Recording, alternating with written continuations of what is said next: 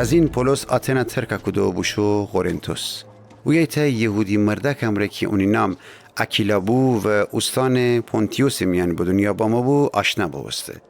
اکیلا خو زنک امره که پریسکیلا نام داشتی تازه جه ایتالیا با ما بید، چون که کلودیوس قیصر فرمان بوده بو که تمام یهودیان و جه روم بیشید بیرون. پولس اوشن ورجه بوشو و چون اونم اوشن منستن خیمه دوز بو اوشن ورجه بیسه و مشغول به کار ببسته.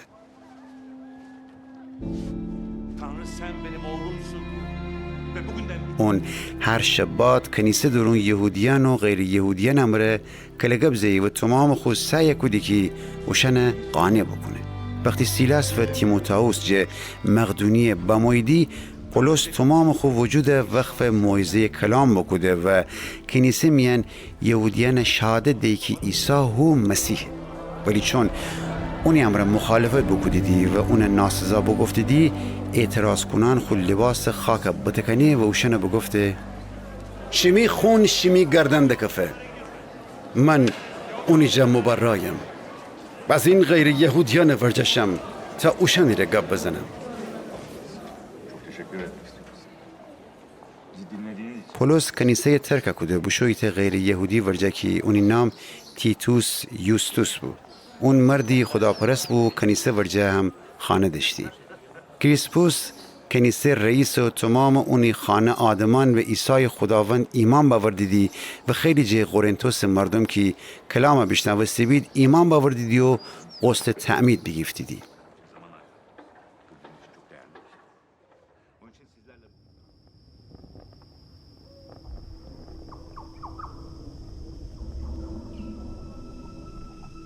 ولی ایت شب عیسی خداوند رویا میان پولس آشکار بستو و گفته نو ترسن، تیگه بزن و ساکت نویسن.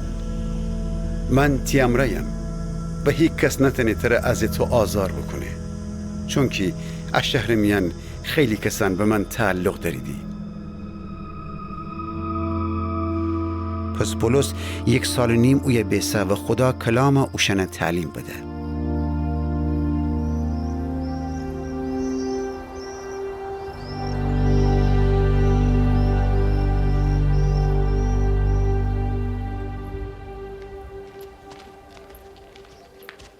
وقتی که گالیو والی استان اخائیه بو، یهودیان همدیگر امر همدست ببوستیدی فوستیدی پولس سر و اونه ببردیدی دادگاه و بگفتیدی مردم وادار کنه خدای برخلاف شریعت عبادت بکنید.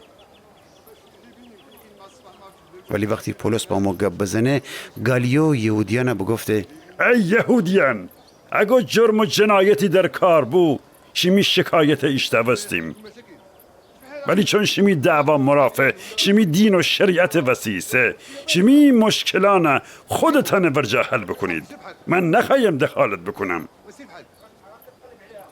تمامی اوشن جه تخت داوری اوسیه کده بیرون. همه اوشن کنیسه رئیس کنی نام سوستنس بو حمله بکدیدی و اونه والی چوم جلو بزیدی، ولی گالیو اوشن هیچی نگفته.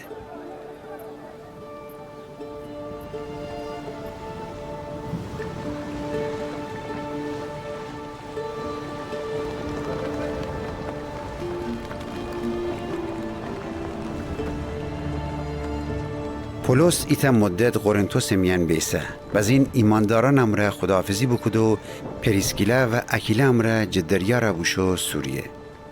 کنخریه میان چون که خو امره عهد دوسته و به خدا نزدیکتر ببه خسر مویه بترشته. وقتی پولس خو همسفران پریسکیلا و اکیلا امره به افسوس فرستیدی وشنه ترک کده خودش بوشو کنیسه میان که یهودیان امره گپ بزنی.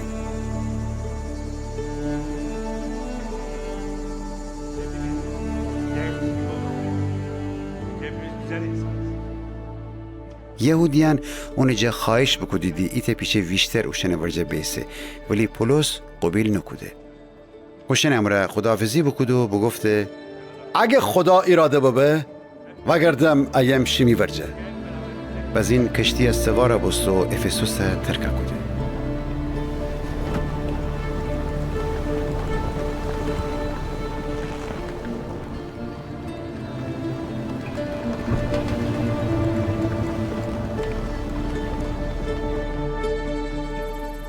قیصریه کی فرسه جه کشتی بیجیر بما بشو اورشلیم کلیسا ایمانداران بیدنه و جه اوی بشو به انتاکیه.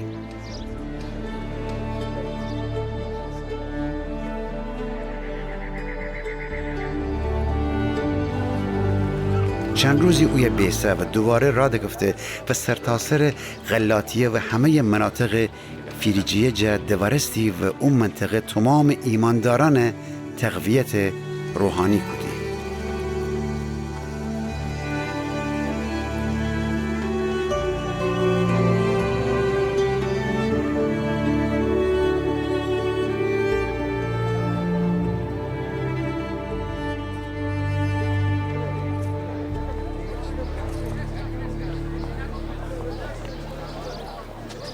او روزن ایتا یهودی مرده که اسکندریه شیم بو و اپولوس نام داشتی با مو به افسوس.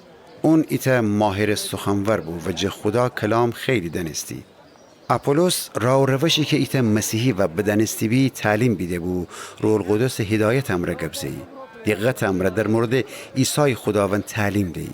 هرچند که فقط جه یحیی تعمید آگاهی داشتی. اون شجاعت هم برای کنیسه میان مردمان ری بشارت دی ولی وقتی پریسکیلا و اکیلا اون گبانه بیشتوستید اون خوشن خانه ببردید تا خدا کلام بهتر اون یاد بدید.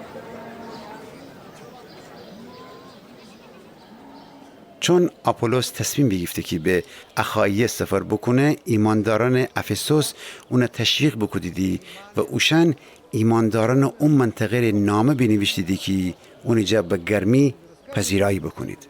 وقتی اپولوس اوی فرسه اوشنیه که به واسطه خدا فیض ایمان باورده بید خیلی کمک بکده.